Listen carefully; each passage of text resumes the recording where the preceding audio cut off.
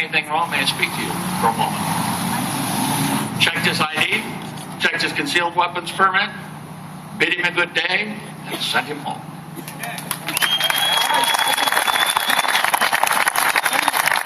So the only explanation for what happened 10 days later can be emotion, lack of logic, being politically correct. And those are our enemies, folks. They're appealing to the emotions of the masses in trying to infringe upon our constitutional rights. In the last part of Heller, the Supreme Court decision talks about, constitutional principles don't give way to policy discussions. These are principles that we are dealing with, ladies and gentlemen, and we have to stand up. We have to defend them. We've got some great help in this building, but they don't hold the majority. You're going to hear from a good friend of mine coming up in a few minutes, who is one of our state legislators. But first, I want to introduce you to someone who I consider a hero, because when I talked to him on the phone, I said, Jim, this is bigger than you. By the way, I'll give you the end of the story. We were on all 4 network stations here in Denver on Friday afternoon following this, so a week later. In one of those interviews, I said if I was the city of Thornton, I would move expeditiously to dismiss these charges. The following Tuesday, I got a call from a rather agitated city attorney. Anyone who works in the criminal justice system knows when you get a municipal code violation and you're set for a court appearance in September, nobody looks at that for 6 weeks. Amazingly, they were looking at it on Tuesday morning, apparently. He says, I just hand-walked a motion in front of the judge. He signed it dismissing the municipal court charges and told the police they could file with the Adams County DA if they thought he violated any state laws. So Thornton PD referred it to the Adams County DA. We waited a few weeks, got back a very, very nice letter that said, we have reviewed this carefully, and Jim Mapes has violated no laws. Folks, we don't arrest people, take away their civil liberties, lock them up, and charge them with crimes when they haven't committed any, and the city of Thornton will be held to answer. Ladies and gentlemen, Jim wants to say just a few words to you this morning. Would you please welcome Patriot Jim Mapes?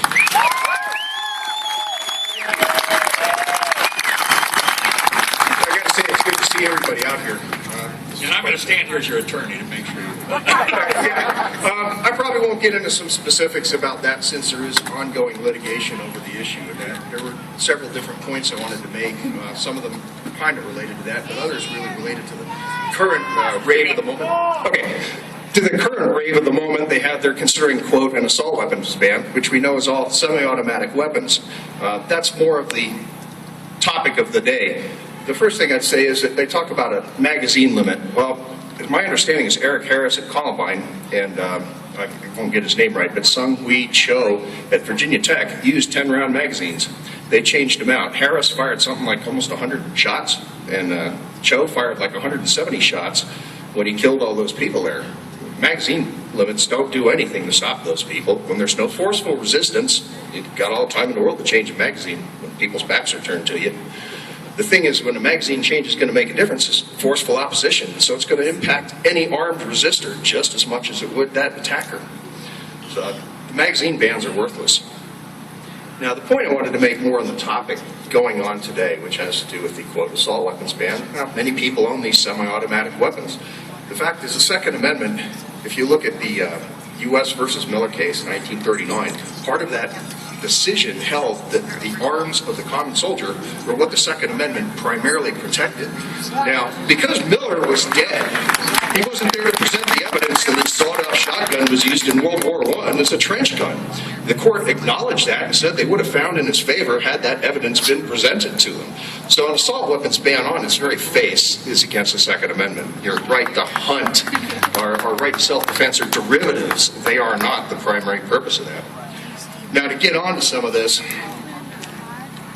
I consider when they want to pass an assault weapons ban to violate that primary purpose, the oaths of office of the United States, and probably most of state offices, they're supposed to defend us from all enemies, foreign and domestic.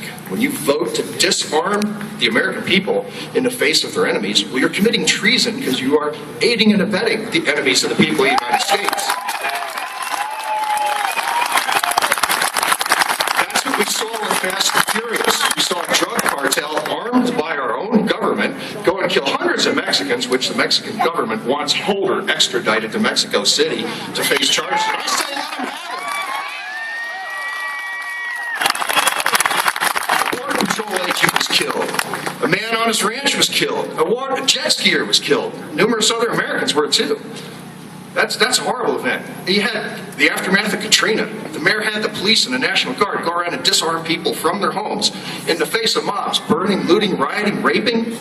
Well, that's disarming people in the face of their domestic enemies. Again, that's treason. The mayor is up on racketeering charges and stuff, which is good to see. However, they ought to add treason onto the list. And now we get down to the topic of the day here, Dianne Feinstein. And Blumenberg and Schumer and Bloomberg, let's add all those names in there. Obama. Yeah, well, all those people, they want to take those firearms away from people here today. And you don't know what's going to happen 30 years from now, 50 years from now. We could have something just like in China where dissidents are killed and marched off. You have a state legislature in New Hampshire. She wanted to propose a law to limit the freedoms of conservatives. No kidding. Go look it up. So that's basically going after political dissidents. How far is the step from that towards taking them off the camps or trumping up charges to kill them? Folks, we're in some serious crap here today, and we need to respond forcefully. This is the line in the sand here.